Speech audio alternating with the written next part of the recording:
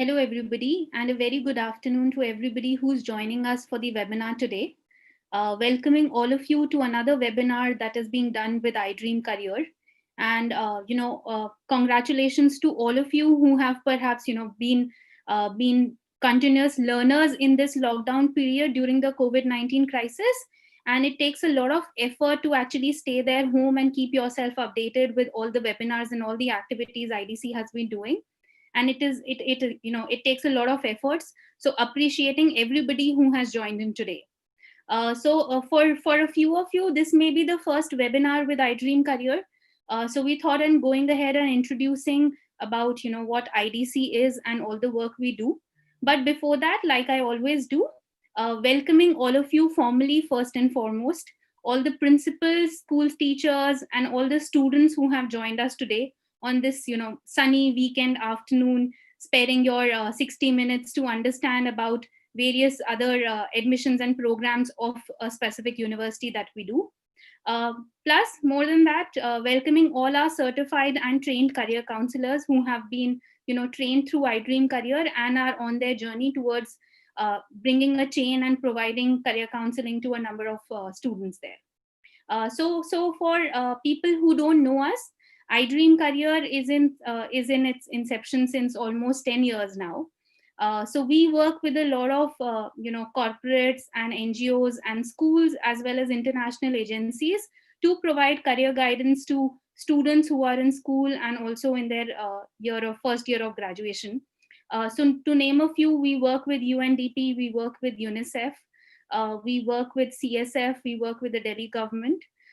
In general, we also work with a lot of corporates, so DS Group, Bharti Foundation, Shivnadar Foundation, Hero FinCorp, etc. We have been working with a lot of private schools as well.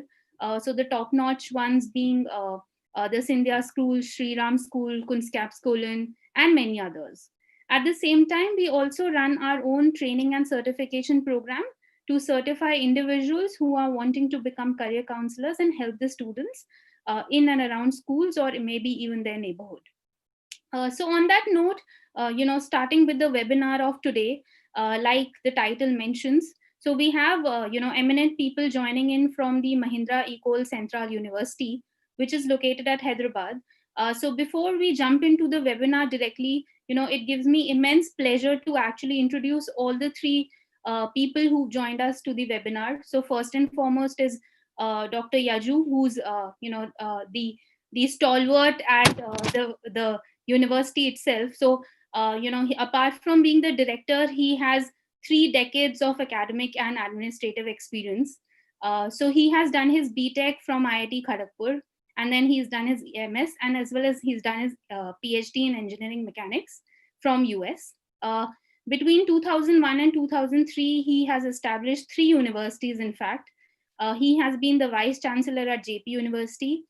He has been the founding vice chancellor of Vellore Institute of Technology, which is VIT, as well as after post that he's been involved with a lot of universities. But before joining Mahindra, he was the vice chancellor at Bennett University, and he has also developed academic partnerships with Georgia Tech, Cornell University of Management, Cornell Law School of Law, and many others.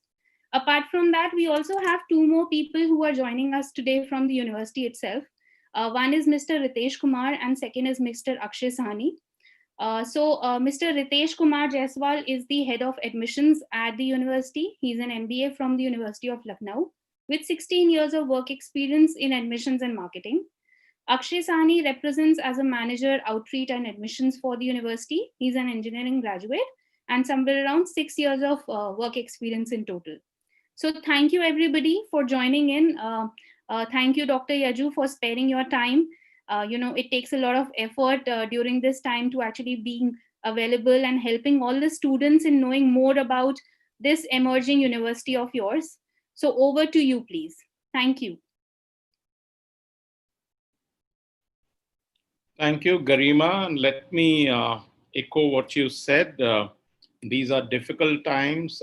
These are trying times, and youngsters really who are the fountainhead of everything which we do. And as the country moves forward, you have to remain sane. You have to remain in communication, you have to remain grounded.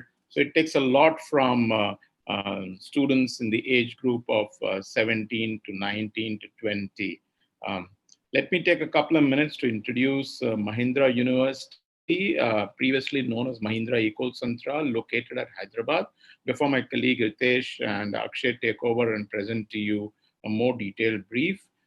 We have a legacy of 6 years, starting 2014, and we were just notified as a university around 2 weeks back by the state government of Telangana. So we have become Telangana's first private university, backed by one of the largest industrial houses in India. That's the Mahindra and Mahindra Group, a $21 billion revenue conglomerate, which is into automobiles, into IT, into farm equipment, a whole lot of activities, and headed by the dynamic Anand Mahindra, whom a lot of you notice on Twitter nowadays with his engaging tweets. Okay, so for the last 6 years, we have been offering undergraduate engineering courses in 4 disciplines: EEE, computer science, mechanical, and civil. But once we've become a university, I think we're looking at not broad basing or expanding, but to offer an education which is more in line with what youngsters want as of today and which the industry demands, with a purpose to educate future citizens for and of a better world. Okay, and that's what I think Mahindra University is looking at doing as it moves forward. Okay, how are we going to differentiate ourselves from, let's say, the 700, 800 odd universities which are on the Indian higher education landscape? And I think in this concept, we are saying that we will move ahead with elements which are common to all students at Mahindra University, be it this year in the School of Engineering, next year the School of Law, School of Management, School of Media, School of Education, etc. So what we are looking at is enabling AI training, inference, and other services to all students, so they get an inculcation of computing into their committed minds. Enabling digital humanities, and I think this is something which is latest in the US higher education market, where you're applying computing to the field of humanities, enabling everybody to look at entrepreneurship as a way of life, and looking at emotional intelligence and leadership, team building. These are going to be concepts which are going to be driven through every student who is going to pass through the portals of Mahindra University. Okay, we are looking at quality. We are not looking at quantity. So you'll see that the growth at Mahindra University is going to be of a very qualitative nature, where we're trying to get in quality faculty. Already we have at the School of Engineering 75 faculty, all of PhD stature, drawn from overseas or from the IITs, and we'll continue with the same trend as we go ahead and develop the other programs in the various other schools under Mahindra University. So I just want to lay it out to you students before Ritesh takes over and presents a little more in depth, that here is a university driven by the computing, the digital humanities, leadership, team building, communication, all of which are essential facets which every student of today should possess, backed by one of the largest industrial houses in India. And at the same time, we have an industry backing which allows us to tap into the background and the overall world of what Mahindra and Mahindra will be able to offer. Let me stop here and let my colleague Ritesh take over to do a brief presentation. Ritesh.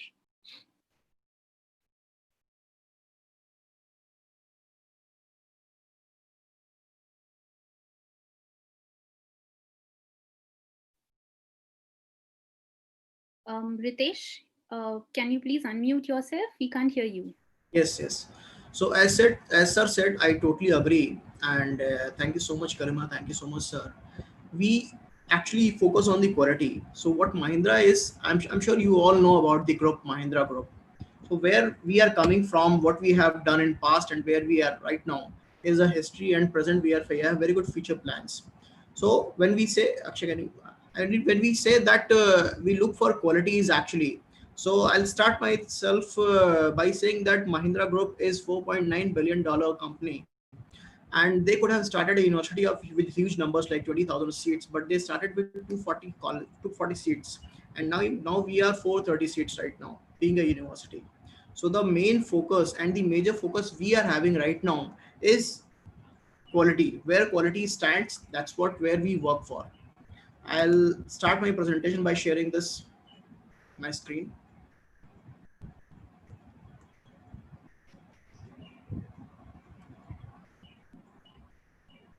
I'll take a moment, please. Akshay, can you share your screen, because Sure, sir. Give me a moment.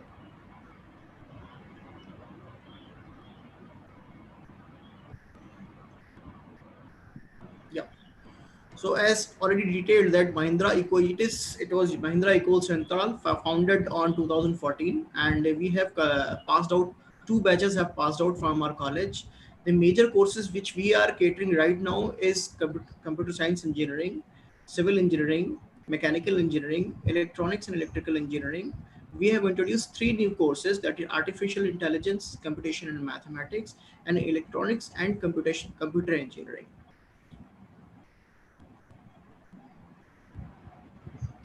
Yeah, next slide, please. So, as Sir said, our quality is main focus. So we are actually, when we say Mahindra, then we have Ecole Centrale. Ecole Centrale is one of the oldest, finest, and the one of the best institute in France. They have got 7 centers in France. Out of that, largest one is into Paris, and we are associated with them. We started with them, and the partnership with us is industry related. It is our academic related, academic delivery and course curricular delivery related. Please change, keep changing. Please change. So as sir said, we have been backed up with the top class faculties and institutes. So when our students are there and we are giving them exposure for international institute as well, like with their maximum and most of the students are there, we have two kind of internships. One internship is academic, another one is industrial internship. With industrial internship, our students go to their corporates, and academic internship, our uh, students go to their institutes. Now when we students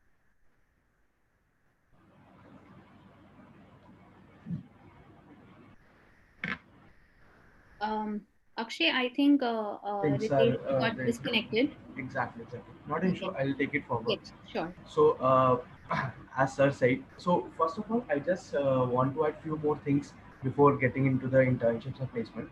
So, in terms of the as a Mahindra Group initiative, so the Ecole Central is always, you can say, it is backed like it is a one of the prominent, and you can say the 200-year-old university in France, having a world ranking of 75th in terms of engineering and sciences. So we all know about the Mahindra Group that is backed by the industry, so they have a exposure in terms of industry, but we do not have any kind of a further experience in education. That's why we collaborated with another champion of education, that is École Central France, in the starting stage of campus itself, so that the campus, in terms of the quality which we are looking for, that will be always backed by quality institution in terms of the academic background. So these are the some of the MEC advantages you can able to see on the screen. Like, it is an industry prompt institute, as I already told you. It is a fully residential program, excellent sports facilities, global academic internships, and apart from that, it is a research-based institution. So when I say the research-based institution, it's like from the first year onwards, we engage every students in various researches, so that they can be a part of like n number of research in their BTech tenor itself, which can help them in getting international academic internships from top universities across world. Like, now we can come into the internships part, because the research in which they were getting themselves into the from the first year onwards, helping themselves in getting top 100 universities or top universities across globe as academic internships. In after the second year onwards, that will be a academic internship. So like, as a group who is having a presence in more than 100 countries in 25 major industries, majorly focusing on the in engineering part. So the academic internship will always like be a part of the curriculum, and industrial internship will be also provided by the campus itself, depending on the student interest and their topic of research. And from like students were able to get you can say industrial internship in across globe, either it is US, from Europe, from US, from Singapore, from Japan, and in the final placements also they got placed in those organizations where they were able to get the industrial internships. So as a like in terms of the research, we have a various, so campus is very much active into the uh, entrepreneurship, and you can say the innovations part. So all the students who engage themselves in the various researches, they are also get into various kind of startups in their BTech itself. So recently our student launched the underwater submarine autonomous vehicle, which is first developed across India and already is selected for the Singapore World Summit. So there are various innovation which are currently going on in the campus, on which students are currently pursuing. There are various government projects on which students are currently working in terms of their researches. Either it is they already signed. So there are various, you can say, streams on which they are on various disciplines they are working on the research part. Either it is AI, either it is oriented to mechanical or civil industries, civil engineering. Students are having government opportunities, government offer from Denmark, Portugal, and Germany government. They are working with Indian Railways. They are working with uh, Telangana government in like AI and cyber security projects. So there is a huge scope of getting any of the student who considering MEC as a like as a career option, as a engineering option with their with them. It's one of the best they can consider, equally to the ITs in India. And in terms of the higher study, their placement packages, their internship programs, and it will going to be a best across India in terms of the like in terms of every of the constraint related to the engineering students. So second, like after that, I'll go with going forward with some of the courses which we have in our campus. So as sir said, we had four streams according to the last year. That was computer science, mechanical, triple E, that is electronics and electrical engineering, and civil engineering. So in all four streams, we have 60 number of seats in each stream.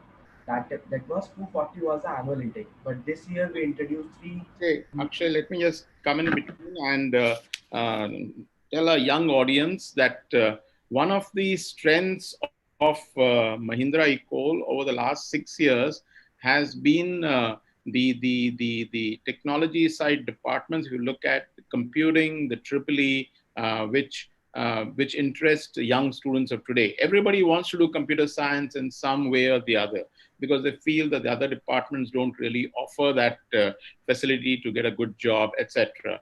So keeping that in mind and keeping the strength of computer science, engineering, and triple E faculty in mind, we have said that let's introduce three courses which build on the existing strength of our faculty. So accordingly, we are introducing artificial intelligence, which is a build up on machine learning, deep learning, where we're very strong because we are one of the very few campuses in India which has the NVIDIA supercomputer DGX system. Okay, there are only around 5 or 6 campuses in India which have procured the system, which will enable big data, big numbers to be crunched. Okay, as we move ahead with research topics.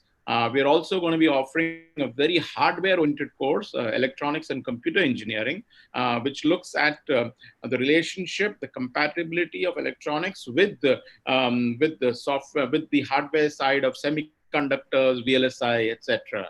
And finally, there's a third course which looks at the integration of mathematics and computing, called computation and mathematics, which if you look at the IIT system, and this course has been offered over the last 7 to 8 years in IITs like IIT Delhi, IIT Bombay, IIT Kharagpur, IIT Hyderabad.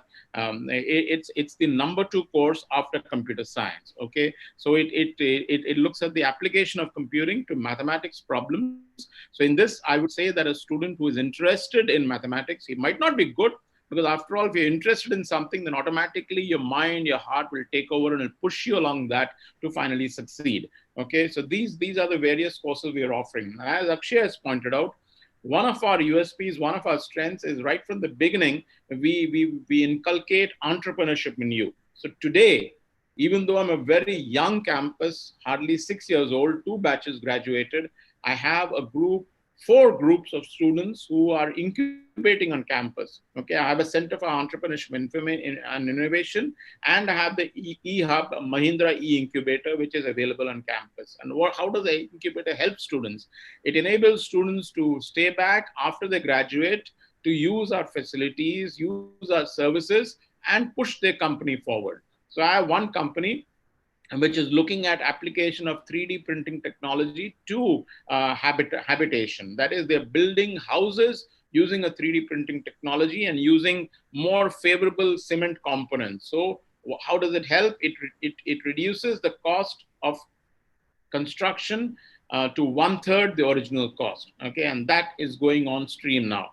I have two other companies which are incubated by MEC students looking at educational technology, looking at industrial engineering training options which are available to students. Vindhya is one, which is very popular on LinkedIn. If you tap into LinkedIn and print out Rahul and Vindhya, you'll see Rahul Arukumaran, who's just going to graduate from Mahindra Ecole, pushing forward his startup venture. So startups are a way of life, because after all, it's in youngsters of today that you get the innovative ideas, the curiosity of doing something. Okay. We are also building on, as I said, the leadership, team building, communication angle.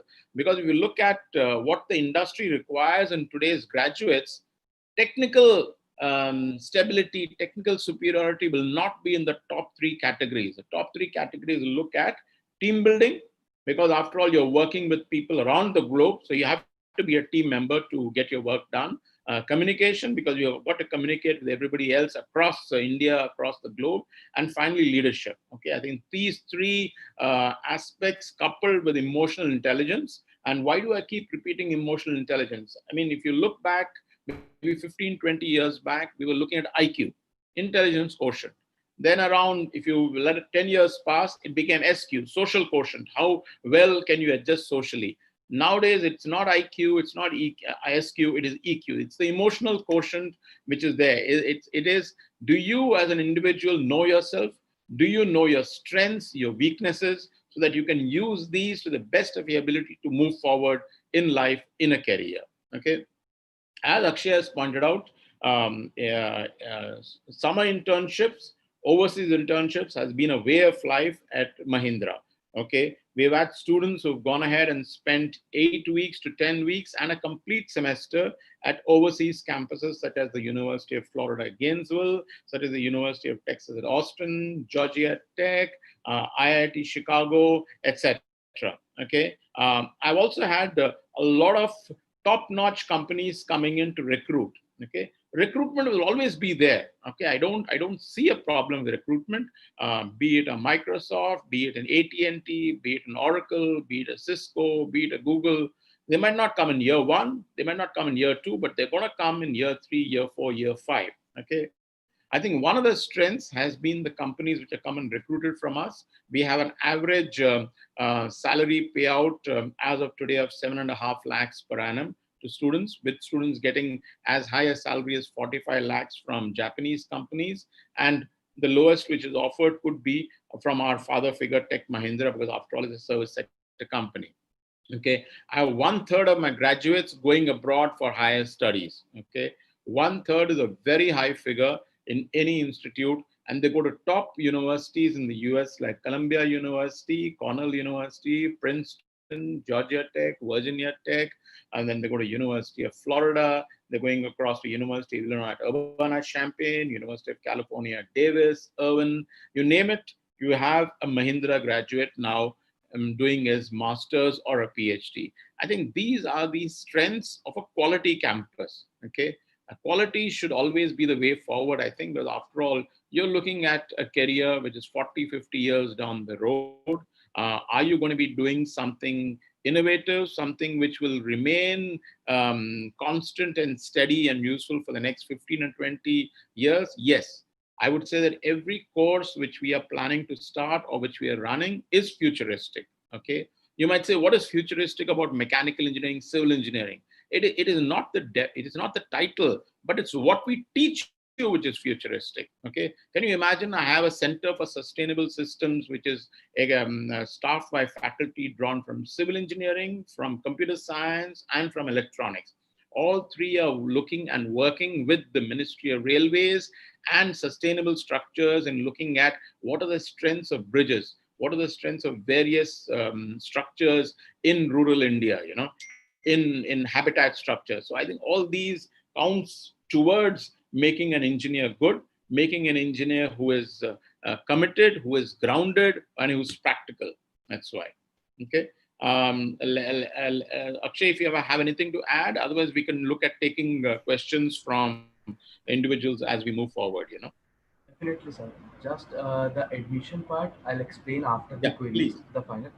After the queries from the student itself, I'll explain the criteria of selection which we are looking for, because we have a very specific criteria of selection in terms of the student selections for different streams depending on their interest. So first we will go through the questions from the audience itself, then we will done with the final admissions process.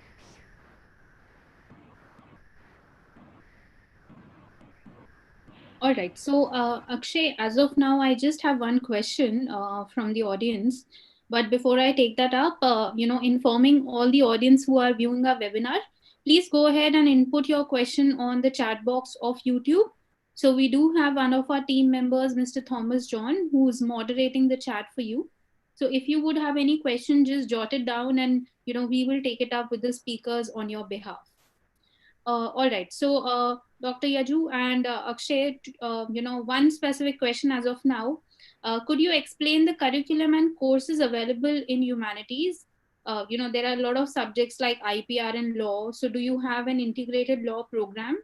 And what is the admission process for arts? The law program, integrated law program, will start next year, which is 2021.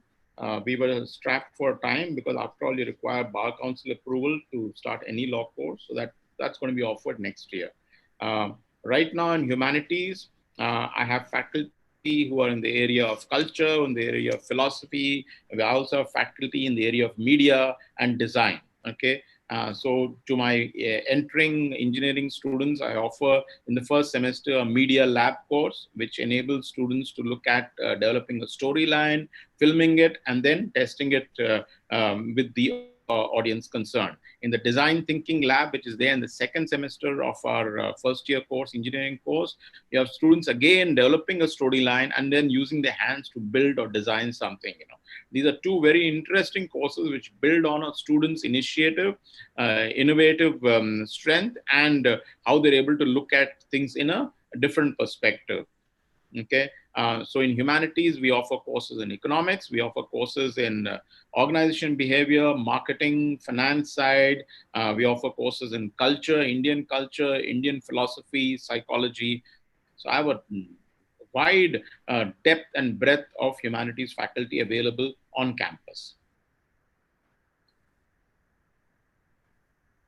That is definitely a very long list, sir. All right. So moving into the next question, could you elaborate on the fee structure and any scholarships that are available? Definitely, I'll take this question. So first of all, we have a very specific criteria of selection that just because quality is one of the factor which we are focusing on. So there are three criteria of selection. So one can get into the MEC by any of these criteria. Either the major criteria is through JEE ways. One should be eligible for writing the JEE advanced exam for anybody for getting themselves into the MEC. This is a major criteria through which we are getting students in our campus. Second criteria of selection is through SAT score, the subject SAT score. According to the last year, like you can say subject score, SAT score, we are considering an ACT score for the US universities who all students are applying. So these three methods which we are considering for the admissions based on the different cutoff. We have different cutoff for different streams depending on the student interest. So if the query was actually the fee structure. So the fee structure which we have right now is 4 lakh rupees per annum. That is the tuition fees, and 2 lakh, and it is a fully residential program. So everybody has to engage in the hostel itself so that they can avail the facilities, the co-curricular activities, extracurricular activities which we are having in our facilities and all the lab facility in the campus itself. So that's why we like this is a it is a fully residential program. So hostels are mandatory for everyone. So tuition fees is 4 lakh rupees per annum for the Indian candidates, for the Indian students, and 2 lakh rupees for hostel, mess, accommodation, all included, the gymming and all included. So 6 lakh rupees will be the annual expenses for the student who, and in terms of the scholarships, yes, we do have scholarships. So scholarships, we have 3 criteria of scholarships. So all, so once the, so we have approximate 60 number of seats in each stream. That is 240 is the annual intake in terms of different streams.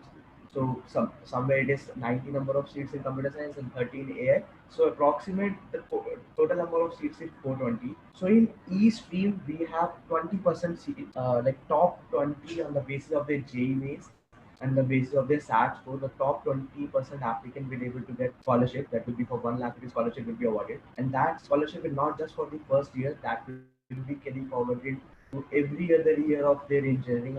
In their second year of engineering, it's a third year of based on some basic criteria. They just need to lie in the top 12 number of students in their classroom. Second scholarship which we have, that is a girls scholarship on the basis of 20 top students, girls student will able to get 1 lakh rupees scholarship more apart from the 1 lakh rupees scholarship. So any girl student who are lying in the top 20 girls and also lying in the top 12 students of their classroom, she will able to get the 2 lakh rupees scholarship annually. And we have a special scholarship for the northeast student, northeast from seven sisters of like Manipur, Sikkim, Manipur. These seven sisters, the northeast sisters, we have separate 1 lakh rupees scholarship for those students. So in total, one can able to get up to 3 lakh rupees scholarship based on their different criteria, or you can say based on like their JEE main percentile also. So this is all about the scholarship and the fee structure. So I believe I clear all the queries related to the fee structure and query, the scholarships. Yes, I think so. We do have a few more questions, comparing the curriculum. If maybe you could also throw some light on it. So, any specific differences between the AI and the CSE curriculum, and also, do the students have an option to change their specialization altogether and their course once they, come in the second year? Yeah, let me take that, and I'll do the second one first, and then come back to the AI CSE part. Yeah. So far, since we were under JNTU Hyderabad, it was not possible to change the major once you move from the first to the second year. But we do understand that these are evolving times, and students would always like to look at something they're more interested in. We're willing to consider that, subject to availability of seats. We are not a university which will keep increasing seats indiscriminately, but subject to availability of seats and subject to your merit in the list concerned. Okay, so let's say you've joined in computation and mathematics in year one, and you feel that the mathematics part is going to be too tough and you'd like to move to something else in year two, subject to seat availability and subject to your merit obtained at the end of the first year, we're willing to look at that and take it up accordingly. Okay. The difference in curriculum between AI and computer science is the base, it's the foundation. Any student in artificial intelligence will have to do the required computer science courses, or let's say like programming, data structures, object-oriented programming with Java. You'll have to do computational theory. You'll have to look at algorithms, the operating systems. All these are foundation courses which you have to do. Okay, it's when you come into years 3 and 4 that you'll start looking at more deeply the area of machine learning, deep learning, and AI, which are all related. So you look at stochastic processes, because after all, statistics is a very important part of AI. You look at inference and differential inference systems, and all these are more high-level courses which will look at application of machine learning to various problems. How will machines react depending upon the circumstance. Okay. In normal computer science, you would have taken, if you were there and you were interested in doing AI, you would have taken an elective in machine learning, deep learning. Otherwise, you could have looked at cybersecurity as a way ahead, or software engineering, or mobile computing, or gaming, etc., which are threads available in a computer science course. Okay, so AI is a specialization of computer science, and depending upon the way the world is moving, everybody says we're all going to become AI dependent in the next 5 to 6 to 7 years time, and that's why the various institutions are offering AI. One critical point I'll point out, because AI is new, you need to have a good look at the faculty strength of every institution. Okay, why am I as Mahindra taking low numbers, low intake into AI? Because I have limited faculty. I'll keep building on the AI faculty, and because of limited faculty, I'll be able to offer limited projects to the AI students, and that's why I limit the intake in AI. I got a very easily, like any of the institutions said, 120, 150, 240 seats in AI. I would not be able to do justice to the students coming in, because after all, the student quality is going to be very high, and that's the reason I'm limiting my intake.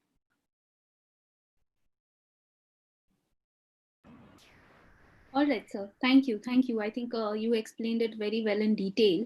So coming into the next question from one of our counselors, Shirish, he mentions that can you please throw some light on the entrepreneurial initiatives that somebody can take up at the incubation centers that you have, and from which year onwards are they open? Okay, I think entrepreneurship is a culture, is a way ahead which we want to inculcate at Mahindra. We are a collaborative member of the Babson Collaborative. For some of y'all who do not know, Babson College in Boston, USA, is the #1 entrepreneurship college for the last 25 years in running. Okay. We are a member of the Babson Collaborative, so we're able to draw upon the course material they're able to offer, the advice they're able to offer, the Babson summer boot camps which they offer during summer months at the Boston campus. Okay, we have a full-fledged professor in entrepreneurship, Professor Rajkumar Fatate. We have the incubation manager, and we have support from the humanities faculty. Okay. So in entrepreneurship, what we are doing is we're going to be offering courses, 1-credit courses in the first year when the students enter. Because you have to tap in when a student enters. There's no point in exposing them to entrepreneurship when they're going to graduate. It becomes very difficult then. You tap in, you explain entrepreneurship, and this is not a theory level course. It's more interactive, more workshop mode. Workshop mode by bringing in speakers from outside. We are in Hyderabad, which is an entrepreneurship hub. We have in the high-tech city area, there's T-Hub. There are various other venture capitalists all operating in Hyderabad. And so we're able to draw upon the resource which is here, who can come and talk to our students and who can push them forward to look at various areas based upon their curiosity, their innovation.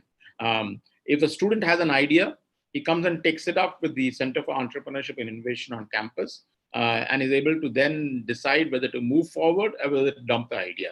If the student so decides to move forward, then he or she is exposed to opportunities in the area of setting up of companies, how to actually draw a balance sheet, and how to look at the fructability, the viability of a project through field studies, etc., etc. And then somewhere around the start of the 4th year, the student then gets into setting up his or own company, and so that they can incubate once they graduate. They can stay back on campus, they can stay in the hostel, and then they can actually run their company from our premises and use the faculty expertise which is available in guiding them in various issues which may come up. All right. So before we move on to next questions, maybe I would suggest you to go ahead and complete the admission process, and then we can take up the rest of them. All right, sure. So as I already explained, that we have criteria of selection through JEE mains, either through JEE mains, either through SAT or either through ACT. So these three methods, these three criteria which we are looking for, either any of them will get them, like get any student into the Mahindra based on their score and based on our cutoff, based on the different cutoff which we have related to the different streams. So the process of complete admissions and application process, first they need to submit the online application, which is completely available on the website. Once they will done with the application, they need to submit their JE score and whatever the respective score they are, which they are applying. Then we have a counseling and an interaction session for the SAT applicants. We have a one-to-one interaction with the director sir itself. On the basis of the interaction and the basis of the SAT or ACT score, we are considering students for the different streams. And based on the JE ways, we have a different counseling dates. So on the basis of the counseling, we have a like we create a merit for all those applicants who applied to us, and on the basis of their percentile, we are offering them seats and seat allocation, and then the for the admission process will be done after this process. So like in terms of the recent dates, so we already announced our early admission process, and we are doing that like, in terms of getting response from the students for the early admission process. We are getting a very good response for the early admission process based on their January and based on their SAT. Based on their January JE percentile, one can able to apply and even reserve their seat based on their percentile of the January attempt and based on their SAT and ACT score respectively. So 10th June is the upcoming date by which student can be able to be a part of early admission counseling, and based on their score, we are offering seats like that is the provisional seats at this point of a time. And if like there are sliding options are also available if any of the student not able to get the desired stream at this point of a time based on the January percentile, they still have a July option. Like whatever the stream will be allotted at this point of a time based on their JE score, all other stream will be in the sliding state. So we are not giving the final admission at this point of a time. If any of the student will able not able to get any of the desired stream, they still have an upcoming attempt of JE mains on the basis of their JE July attempt. We will consider the best score out of both, and on the basis like the best will be considered, and accordingly we will offer the upgrading schemes to them based on the interest of the students. So I think this I'll done all the information related to the admissions and the scholarship part. So Garima, can you have further queries? Yes. So I'll start with the questions back again, Akshay. These are more specific to the streams and courses that are being offered. So number one is, is there any different fee applicable for students who are coming in through the NRI seats? Yes. So NRI seats, there are certain measures they need to follow. So NRI one should be eligible for the NRI category only then if they have a sponsorship from the NRI from a person who is residing in US or either their family friend. So on the basis of that, and there is a fees differentiation also. So based on the NRI, or you can say the NRI category which we have, so 9 seats we have in each streams based on the NRI quota. And on these seats, the eligibility criteria will remain the same based on the JE or either their SAT score. But if anybody who is in the NRI quota, the fee structure is somewhere near related. Some fee structure is different according to the Indian category. So fee structure is $9,000 annually based on their SAT, based on their NRI category, and 3,000 is for their accommodation, hostel, and mess for like including all. Like $12,000 will be in like total expensive for 1 year. For okay. Yeah. Uh, Okay, so I'll come on to the next question. Shirish, one of the viewers at our webinar right now, he wants to know more about the computation and the math specialization. so computational mathematics, I think Sir will be the best person who can explain the core about the computational mathematics. Well, let me say that computational mathematics is application of computing to mathematics, as I said. So you will go through the base computer science subjects, and which enables you later on. Let's say you decide that you would like to retain the computing edge, you can take electives in those areas. Okay, so in mathematics, you'll go through the calculus part, the partial differential equations, statistics, probability, stochastic models. All those you'll be able to cover.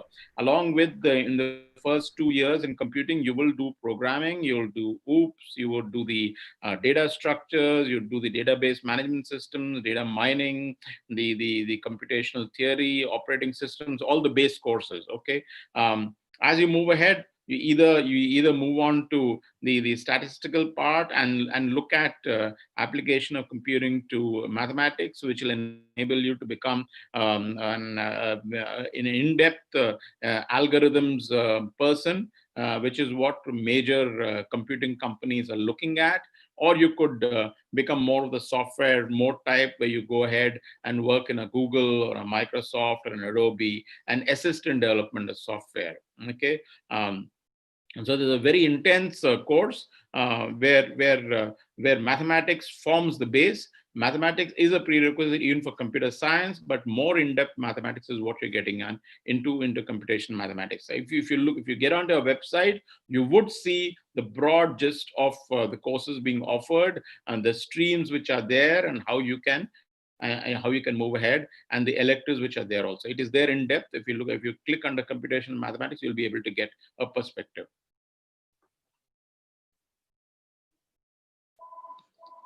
All right, thank you. I think that's very well explained, Dr. Yaju. So moving into the next question is by Rahul, who wants to know how is the coding and robotics, culture and course happening at the university. Let the coding and robotics. Let me say, coding is a way of life. You cannot remove coding from any campus in India nowadays, because after all, whenever any IT company, be it small, be it big, be it multi-billion dollar, looks at India, it looks at the coding strength of individuals. Okay, and nowadays coding takes you get into various hackathons, which enables you to develop your coding skills along with the design and the strength in actually visualizing a situation and a perspective, and that's where I think hackathons are becoming very, very important. In fact, companies are coming and recruiting basis hackathons now. They're not doing any interviews. They say, okay, fine, let's do a hackathon. The topics are announced, the groups are set, and then they look at how students go back and develop the particular topic, provide a perspective, and come and present it. In the whole range,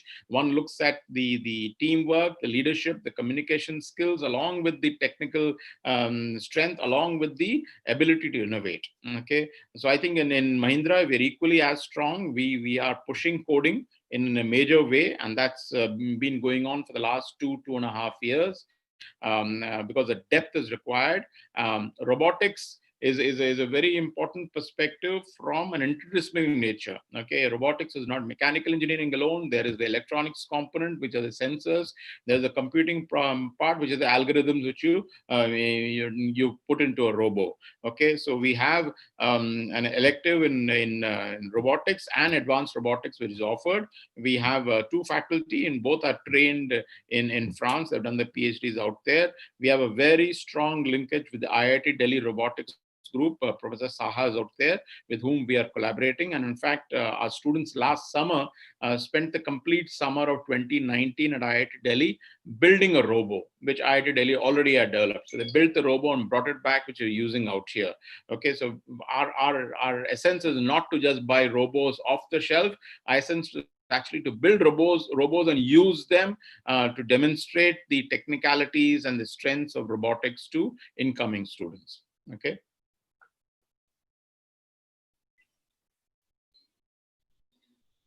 Okay. So I think we are done with all the queries and all the questions that we have.